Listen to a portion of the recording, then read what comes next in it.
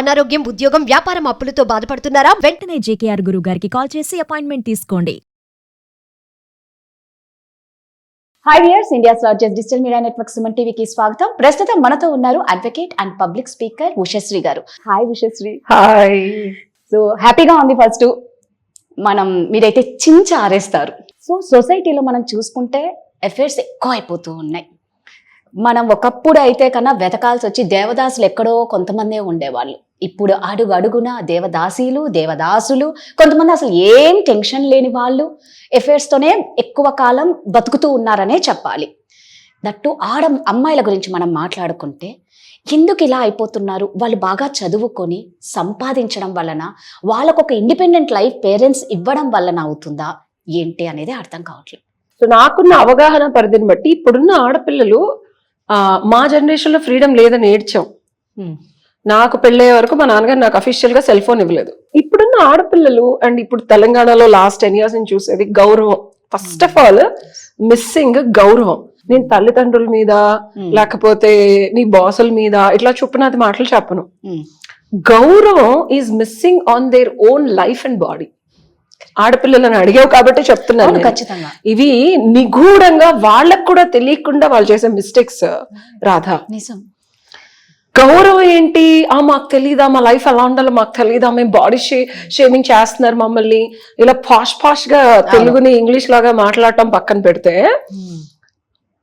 మన మీద మనకి గౌరవం అనేది మన పర్స్పెక్టివ్ ని బట్టి ఉంటది. ఇప్పుడు సొసైటీలో అందరూ పొట్టుబాట్లు వేసుకుంటున్నారు, బొట్టు కనిపించేలా వేసుకుంటున్నారు కాబట్టి అది యాక్సెప్టబుల్ క్రియేషన్ అయిపోయింది టీనేజర్స్ కి. అవును. బట్ మనం ఇంకా ఎక్కడున్నాం? ఇండియాలో ఉన్నాం. మనం ఇంకా ఏ భాష మాట్లాడుతున్నాం? తెలుగు మాట్లాడుతున్నాం. ఎంత ఇన్స్టాగ్రామ్ లో వచ్చినా సరే రెస్పెక్ట్ అనేది మనం ఉండే పద్ధతిని బట్టి వస్తుంది. బట్ ఆ పద్ధతి తెలుసుకోవాలంటే జర్నీ చేయకుండా నిన్ను చూడగానే కామం వస్తుందా, రెస్పెక్ట్ వస్తుందా? కరెక్ట్ గా చెప్పారు. నిన్ను చూడగానే ఏముంది అందరూ వేసుకుంటున్నారు, మేము క్లీవేజీలు చూపించినా బొడ్డులు కనిపించినా అంతేమి వస్తుందా? ఈ వాగ్వివాదాలు నేను విన్నాను టీనేజ్ పిల్లలతో. I journey with them. ఎందుకంటే దాన్ని నేను అప్డేట్ చేసుకోవాలి కాబట్టి I always go out and parties. పొట్టి పొట్టి బట్టలు వేసుకొని బయటకు వెళ్తాను అనమాట. మీరు కూడా యాక్సెప్ట్ చెయ్యాలి కదా. దిస్ ఇస్ కాల్డ్ యాక్సెప్టెన్స్ అంటారు. Psychological group. ఇది ఒక societal conditioning. 16 to 26 years age group పిల్లలు నేను ఇట్లా చొప్పునాథ్ వెళ్తే దే డోంట్ యాక్సెప్ట్. ఎందుకని? The way we look, the way I behave, the way I talk automatically ripples. So వాళ్ళలాగా మనం ఉండి వాళ్ళలాగా ఆలోచిస్తేనే వాళ్ళతో ఉండగలం. లేకపోతే నన్ను నా గ్రూప్ లో కూడా జాయిన్ చేసుకో. తెలుసా నీకు? అదే కదా, డ్రెస్సింగ్ ని బట్టి కూడా వాళ్ళు ఎక్కువ ఇస్తారు. ఎగ్జాక్ట్లీ. మెయిన్ ఇప్పుడు ఎట్లా అయిపోయిందంటే చూడగానే సెడక్టివ్ గా ఉండటం, ఎలా ఉన్నా సరే బాడీని ఎక్స్పోజ్ చేయడం. అంటే ఇప్పుడు ఫారినర్స్ అలాంటి బట్టలు ఎందుకు వేసుకుంటారంటే అక్కడ కూడా లాగున్న వాళ్ళు ఉన్నారు. But most of the people are more leaner and వాళ్ళ సొసైటీలో అదే యాక్సెప్టబుల్. మన సొసైటీలో కామం ఎక్కువ ఉందా తక్కువ ఉందా అనేది పక్కన పెడితే అక్కడ అవైలబిలిటీ ఎక్కువ. ఎవరైనా if they want have a physical relationship వాళ్ళు అది చేస్తారు, పక్కకి వెళ్ళిపోతారు. అమ్మాయి 10 మందితో పడుకుందని కానీ లేకపోతే అలాంటి పిచ్చిగా వాళ్ళు ఉండదు అక్కడ. బట్ ఇండియాలో నువ్వు వేసుకునే బట్టలను బట్టి నిన్ను జడ్జ్ చేస్తారు, నువ్వు తిరిగే సర్కిల్స్ బట్టి జడ్జ్ చేస్తారు, నువ్వు ఎవరితో మాట్లాడుతున్నావు, ఏ అబ్బాయితో ఉంటున్నావు, ఎలా ఉంటున్నావు అనే దాన్ని బట్టి జడ్జిమెంట్స్. నువ్వు కాదన్నా వద్దన్నా ఇంకా మనం ఆ సొసైటీలో ఉన్నావు. అది పోలేదు మనకి. అది పోకుండా నువ్వు ఇలా క్లీవేజీలు కనిపిస్తూ, బొడ్డులు కనిపిస్తూ, థైస్ కి ఎబో షార్ట్ డ్రెస్లు వేసుకొని, నేను అసలు ఇన్స్టాగ్రామ్ రీల్స్ చూస్తుంటే అన్ని అవే ఉన్నాయి. సో దీనివల్ల ఏమవుతుందంటే, coming to your question, love కన్నా లస్ట్ క్విక్ గా వస్తుంది. లవ్ కన్నా లస్ట్ క్విక్ గా వస్తుంది. పాతకాలంలో బొడ్లు కనిపించేలా చీరలు కట్టుకుంటేనే సావిత్రిని ట్రాన్స్పరెంట్ సారీస్ కట్టు, oh my God she's exposing so much. ఆ జనరేషన్ నుంచి కొంచెం అమ్మాయి చున్నీ లేకుండా బొడ్డు కనిపిస్తా, ఘాగ్రాలు వేసుకొని నార్త్ ఇండియన్ పాటలు ఏంటిరా బాబు ఇన్ని బట్టలు తీసేసారు అనుకున్నాను నేను నా చిన్నప్పుడు. That was too much exposing. Surat లో కూడా చూసాను నేను. సూరత్ లాంటి ప్లేస్ లో కూడా జస్ట్ షార్ట్ వేసుకొని తిరిగితే I went for purchase last year. ఇండియాలో అసలు ఎంత మర్చెంటైల్ 1 year లో ఎంత ట్రాన్సాక్షన్ వచ్చిందంటే రాధా, ప్రేమ కలుగుతుందా కోరిక కలుగుతుందా ఇలా ఉంటే? 100% మీరు చెప్పినట్లు కోరికలే కలుగుతాయి. అంటే నేను ఇక్కడ ఎవరిని అపోజ్ చేయట్లేదు. మీరు వేసుకునే బట్టల్ని బట్టి మీ క్యారెక్టర్ అసాసినేట్ చేస్తామో ఇదంతా కాదు నేను చెప్పేది. ఒక నార్మల్ హ్యూమన్ టెండెన్సీ. అంతెందుకు నువ్వు గుడికి వెళ్తావు, గుడిలో సెక్సీగా కొంచెం బొమ్మలు ఉంటాయి. అవును. అది చూస్తే నీకు భావోద్వేగం ఎలా వస్తుంది? అంతే కదా. ఎందుకు అసలు అలా పెట్టారంటే ఆ sexual energy is very powerful. అది యాక్టివేట్ అయితే కుండలి జాగరణ లోపల భగవంతుని చూస్తే భక్తోన్మాద స్థితికి వెళతాడు. కాబట్టి ఈ ఎనర్జీని యాక్టివేట్ చేసి లోపల యంత్రశక్తి ఉంటుంది, మూల విరాట్ విగ్రహం. కాబట్టి నీకు sexual energy will transform into భక్తి అండ్ టువర్డ్స్ ముక్తికి నువ్వు కావలసిన పూజలు పునస్కారాలు మంత్రాలు ఏవో చేస్తావు. నిమిలీకృతం చేశారు ఈ ఎనర్జీని. నువ్వు లస్ట్ ని డిజైర్ ని యాక్టివేట్ చేస్తూ కోరికల్ని ప్రేరేపిస్తూ ఎంతమంది మగాళ్ళైనా సరే ప్రేమిద్దాం అనుకునేవాడు కూడా ఆఖరికి ప్రేమ కన్నా ముందు కోరిక వస్తుంది. కోరిక తీరిన తర్వాత ఒక అబ్బాయికి డెఫినెట్ గా కొన్ని రోజుల తర్వాత, కొన్ని నెలల తర్వాత, కొన్ని సంవత్సరాల తర్వాత తీరిపోతుంది. కామం అనేది ఎప్పటికీ ఉండేది కాదు, ప్రేమ ఎప్పటికి ఉండేది. ప్రేమించే స్టేజ్ వరకు నువ్వు ఒక మగాడిని తీసుకెళ్లే లోపే నువ్వు నీ చుట్టూతో 10 మంది తిరుగుతారు. ఇందులో ఒకళ్ళు ఫ్రెండ్, ఒకళ్ళు బెంచింగ్, ఒకళ్ళు కఫింగ్, ఇంకొకళ్ళు పాకెటింగ్ చేసుకుంటూ వెళ్తావు. అసలు వాళ్ళకి అర్థం కాదు ఈ అమ్మాయి ఎవరిని ప్రేమిస్తుందో. నిజంగా సాధించుకుందాం, ఈ అమ్మాయిని జీవితాంతం ఉంచుకుందాం అనుకునే వ్యక్తికి కూడా నీ క్యారెక్టర్, ఎందుకంటే వాళ్ళు లాంగ్ టర్మ్ మనతోనే ఉండాలి. ఎన్ని మాటలు చెప్పుకున్నా ఒక మగాడు లేదా ఒక అమ్మాయి కమిటెడ్ గా నాతోనే ఉండాలి అనుకుంటారు రాదా. సో నువ్వు అడిగిన క్వశ్చన్ కి సమాధానం ఏంటంటే, కామాన్ని ప్రేరేపించే వస్త్రధారణ ఒక్కటే కాదు, మాట తీరు, బిహేవియర్. నువ్వు ఒక అబ్బాయితో మాట్లాడుతూ ఆ అబ్బాయితో కమిటెడ్ గా ఉండగలుగుతున్నావా? ఇక్కడ నేను అమ్మాయిలది తప్పను. వాళ్ళ ఉద్యోగ రీత్యా, చదువుల రీత్యా, చేయాల్సిన పనుల రీత్యా 10 మందితో మాట్లాడాల్సి వస్తుంది. ఈ వచ్చినది ఫ్రీడమ్ అని ఒక చిన్న పేరు మనం తప్పుగా ఆలోచించకుండా వాళ్ళకి నచ్చిన పని వాళ్ళు చేయడానికి, సక్సెస్ సాధించడానికి దోహదపడుతుంటే, దీనిలో ఉన్న వ్యత్యాసము వెలితి ఏంటంటే, అమ్మాయిలకి అబ్బాయిలకి కోరిక ప్రేరేపించినప్పుడు వాడు నిజం చెప్పడు, నీకు ప్రేమనే చెప్తాడు. అంతే కదా.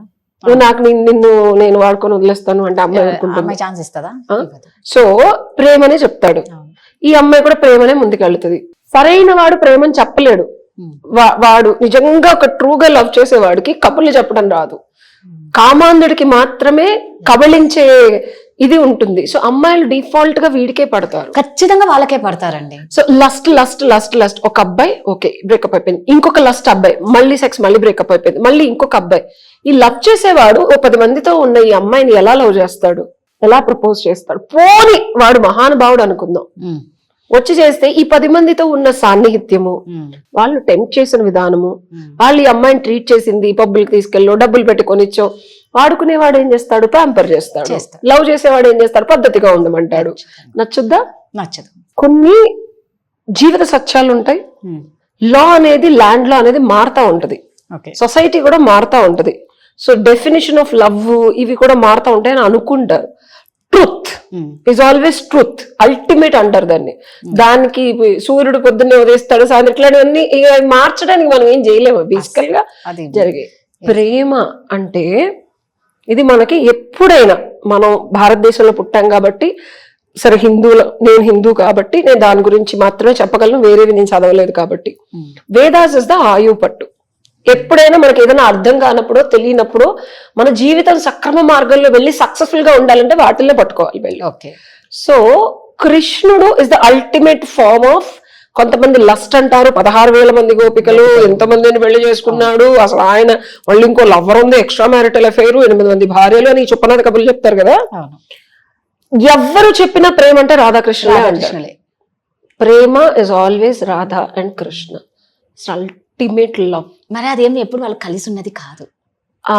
అంటే మనకి దీనికి చాలా నానుళ్ళు ఉన్నాయి. వాళ్ళు కలిసి ఉన్నారు, వాళ్ళు పెళ్లి అనేది అయితే పెళ్లి చేసుకున్నారు, ఉంది. అది కూడా గుప్త వివాహం అంటారు.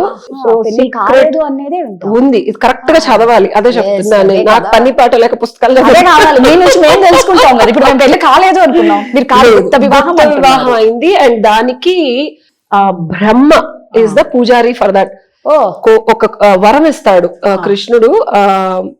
నేను ఎంత కొన్ని 100 ఏళ్ళు తపస్సు చేసినా రాధ కాలి గోరు బుట్టని వేలు కనిపించిందంట బ్రహ్మకి.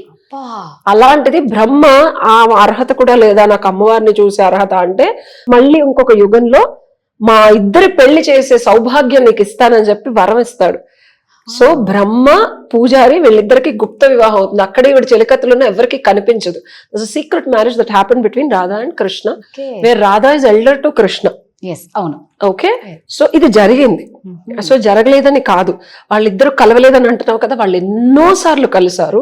అండ్ అర్ధనారీశ్వర స్వరూపం కూడా మనం రాధాకృష్ణుల్లో చూడొచ్చు. ఆవిడ ఎప్పుడు లోటస్ పట్టుకుంటుంది, లక్ష్మీదేవి అమ్మవారు కాబట్టి, ఈయన ఫ్లూట్ పట్టుకుంటాడు. So there is a form. ఒకసారి ఈవినింగ్ వాళ్ళు సంధ్యా సమయంలో ఉద్యానం అక్కడ వాటర్ దగ్గర ఉన్నప్పుడు సరదాగా రాధ ఈయన ఫ్లూట్ తీసుకుంటుంది, ఈయన రాధ చేతిలో ఉన్న పువ్వు తీసుకొని అర్ధనారీశ్వర వాళ్ళిద్దరు కంబైన్ అయ్యారు. It's also an amalgam of sexual and ప్రేమ భావంలో ఉన్న అర్ధనారీశ్వర స్వరూపం ఇది. సో ప్రేమ అంటే నీకు సింపుల్ కంక్లూజన్ చెప్తాను, ఇదంతా చాగంటి కోటేశ్వరరావు గారు లాగా ఇలా కాకుండా అందరికి అర్థమయ్యేలాగా.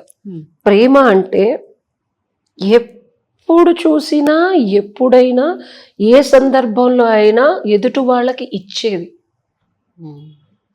మనల్ని మించి మనకన్నా ఇంకొక పర్సనే ఇంపార్టెంట్ అని మనకన్నా వాళ్ళని మెచ్చేది ప్రేమ. కరెక్టే. ఓకే, అండ్ ఇంకా బిగ్గెస్ట్ థింగ్ చెప్పాలంటే వీళ్ళిద్దరు కలిసిలేరు కదా, సాక్రిఫైస్ ఇస్ ప్రేమ. ఎదుటి వ్యక్తి కోసం నువ్వు ఎప్పుడైతే సాక్రిఫైస్ స్టేజ్కి వెళ్తావో అది నిజమైన ప్రేమ. అది మనం రాధాకృష్ణుల కథలో చూడొచ్చు. అండ్ అది పక్కన పెడితే, సో ఇచ్చేది ప్రేమ, సాక్రిఫైస్ చేసేది ప్రేమ. లస్ట్ కోరుకుంటది, తీసుకుంటది. నాకు ఇవ్వు, నీ బాడీ ఇవ్వు, నీ టైం ఇవ్వు, నీ ఎనర్జీ ఇవ్వు, నీ డబ్బులు ఇవ్వు అని మగాడు అమ్మాయిని, అమ్మాయి అబ్బాయిని నాతో ఉన్నందుకు నన్ను షాపింగ్ కి తీసుకెళ్ళు, నాకు కావాల్సినవి కొనివ్వు, లేకపోతే నాకు సొసైటీలో పెళ్లి చేసుకో, పరువు ఇవ్వు, నన్ను అక్కడ తిప్పు ఇక్కడ తిప్పు. డెఫినెట్ గా ఇవి కావాలి పెళ్లిలో. పెళ్లి ఈజ్ కంప్లీట్లీ డిఫరెంట్. మళ్ళీ పెళ్లిలో ప్రేమ బాధ్యతతో కూడింది అది, అది అది వేరు. మళ్ళీ అది ఇంకొక ఎపిసోడ్ చేద్దాం మనం. అసలు పెళ్లి అంటే ఏంటి, పెళ్లి ఎందుకు చేసుకుంటారు, ధర్మేచ అర్ధేచ కామేచ మోక్షేచ నాతిచరామి అంటే ఈ 4 విభాగాల్లోనూ నేను నీతో తోడుంటాను, అండగా ఉంటాను. ఈ 4టిని జయించి భగవంతుడికి నేను నిన్ను పరిచయం చేస్తానని భర్త శపథం చేస్తాడు పెళ్లిలో. అఫ్ కోర్స్ మాట ఇస్తాడు. అది పెళ్లి. పెళ్లి వేరు, పెళ్ళి అంటే బాగా ఇప్పుడు ఫిజికల్ గా, ఇప్పుడు ఈ జనరేషన్ అంతే, నన్ను ఫిజికల్ గా సుఖపడుతున్నాడా, డబ్బులు ఉన్నాయా, బయటికి తీసుకెళ్తాడా, అలా చెప్పి అండమాన్స్ కి తీసుకెళ్లి సెల్ఫీలు దిగి పొట్టి పొట్టి బట్టలు వేసుకుంటావా, కాదు పెళ్ళి అంటే. ఓకే, పెళ్లి is a completely different philosophy. ఇష్టమయ్యి భగవంతుణ్ణి చేరాలంటే పెళ్ళి ఒక మార్గం, సన్యాసం ఒక మార్గం. జీవితంలో భగవంతుని చేరడానికి 2 మార్గాలు. ఈ లవ్ కి పునాది నువ్వు ఇస్తున్నావా, నీకు ఇవ్వాలనిపిస్తుందా, నీకు తీసుకోవాలనిపిస్తుందా. అమ్మాయిలు అబ్బాయిలు తస్మాత్ జాగ్రత్త.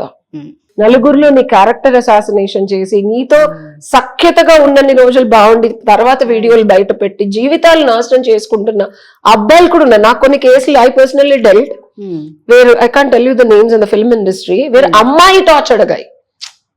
నేను అమ్మాయి వాళ్ళ ఇంటికి వెళ్ళి వాళ్ళ అమ్మ నాన్నతో మాట్లాడి పోలీస్ స్టేషన్కి వెళ్ళి వాళ్ళు కూడా మహాప్రభు అమ్మ నువ్వు ఏమైనా చేస్తే చేయి, మా కూతురు మేము కూడా హ్యాండిల్ చేయలేకపోతున్నాం అంటే నేను మధ్యలో ఆర్బిట్రేషన్ ఇంకొక ఆవిడని తెలిపించి మాట్లాడిచ్చి కంక్లూడ్ చేసి సెట్ చేసిన రోజులు ఉన్నాయి. So that is torture. So బాగుంది కదా, నచ్చింది కదా, ఎంజాయ్ చేద్దాం, సరదాగా గడుపుకుందాం, కొన్ని రోజులు బాగానే ఉంటది. కీడించి మేలించండి, తస్మాత్ జాగ్రత్త. ఇది ఒక్కటే నేను చెప్తా. ఇవ్వాలి అని అనిపించినప్పుడు వెళ్ళండి, తీసుకోవాలనిపించినప్పుడు తీసుకున్నప్పుడు బాగానే ఉంటది. వాళ్ళు కూడా తీసుకోవడం మొదలు పెట్టారు అనుకోండి, తర్వాత చుక్కలే. ఇది conclusion. Thank you Usha. Thank you.